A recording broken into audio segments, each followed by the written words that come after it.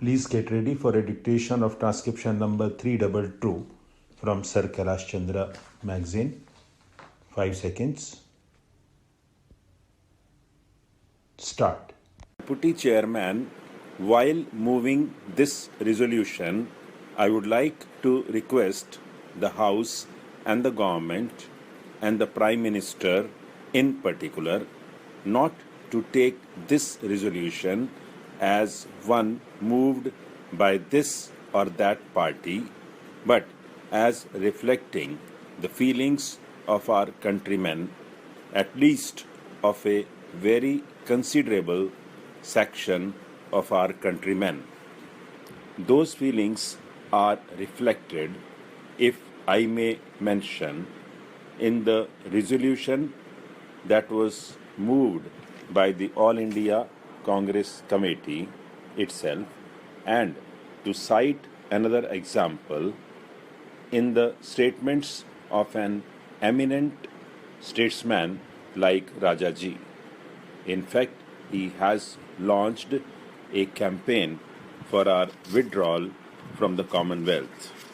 Now, sir, the Prime Minister himself had said in the Lok Sabha that because of the Anglo-French attack on Egypt, this question had to be considered afresh.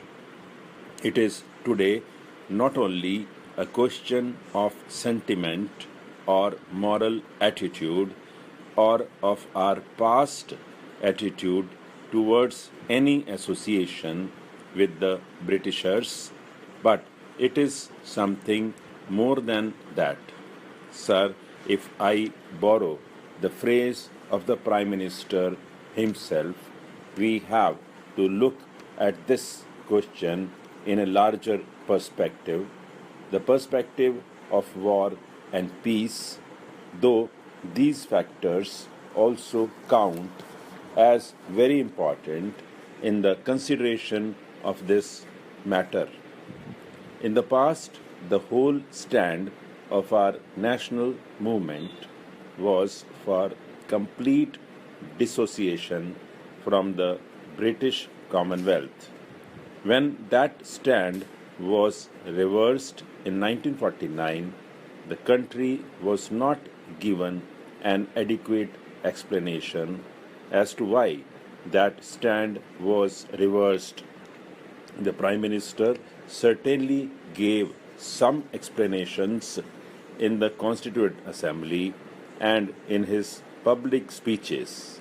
But the main point which he made was that many things had changed in the world and British had also changed. But there was nothing wrong if we associated with Britain as a sovereign country in the Commonwealth for purposes which may be to our common good. Now, sir, recent events and particularly the Anglo-French aggression on Egypt have clearly demonstrated that the British imperialism has not changed. I do not mean the British people, but I mean the British imperialism, which has not changed at all. Events in Malaysia, events in Kenya, and events in South Africa were all clear pointers to the fact that the characteristic of the British imperialism had not changed, and it has not changed even now. We were told that we had been associating as equal partners in the British Commonwealth. While launching this adventure of British, the British government did not think it necessary to consult the Government of India, or at least to consider the feelings of the Government of India, which represented the feelings of the people of India. They did not have even that much courtesy. So, where is the question of equality of status then. The bill, sir, which I have moved for the consideration of the House mainly falls into four parts. As I have more than once pointed out in my speeches, in connection with the First Amendment Act that was passed in 1952, the list that was prepared and appended to the original bill was done in a very haphazard way. In the First Amendment Act, an effort was made to correct some of the mistakes and to add a few more archaeological sites and monuments. In connection with that bill, sir, I had pointed out even then that there were quite a few monuments which were not included in that, even though they should have been immediately included therein. Hence, in this bill that I have put forth here, I have tried to include some additional monuments which should have been included therein even last time. The second thing that I have tried to do in this bill is this.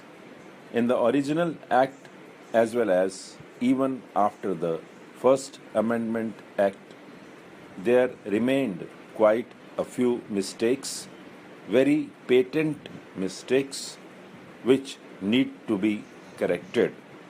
For instance, the district of Rajasthan were never correctly named, and all the districts were not even included in that act. Thirdly, I have held the view that all the important monuments which have been protected under the Ancient Monuments Preservation Act 2004 and which are in the states should be declared to be of national importance. I urge this for two reasons.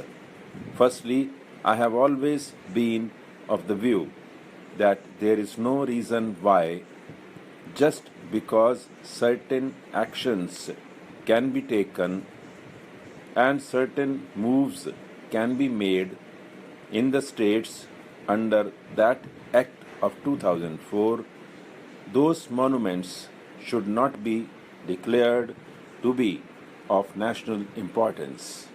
Sir, I am really amazed to see that while some petty monuments have been declared to be of national importance, the great stupa of Sanchi, which is revered not only in India but also in lands like China, Japan, and the Far East, when people from thousands of miles have been coming here for centuries past, that stupa has not been declared to be of national importance. I am amazed at this state of affairs.